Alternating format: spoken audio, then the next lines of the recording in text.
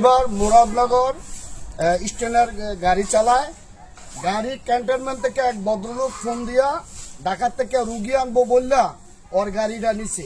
উনি গেছে ঢাকা, যাওয়ার পরে কোন জায়গায় নামিয়ে নামালো, কি মন্দির না, বৌদ্ধ মন্দির। বৌদ্ধ মন্দিরের পরিচয় দিচ্ছে ঢাকার ঠিয়ানা।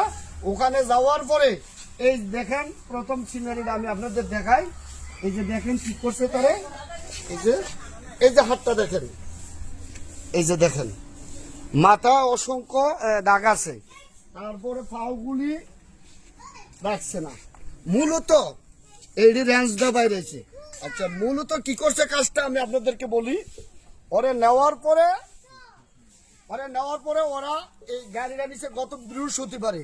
নেওয়ার পরে ড্রাইভার এই জসিম ওরে হাত পা বাইন্দা বাসায় রাখা এই গাড়ি দাদা বৃহস্পতিবারে রাত্রে ডাকাতি করছে, শুক্রবারে রাত্রে ডাকাতি করছে, শনিবারে রাত্রে ডাকাতি করছে। সে এই ডাকাতির মাধ্যমে রাজি নাই বিদায় তাকে বাসায় বাইন্দা রেখে এইভাবে মাইট দূর করছে।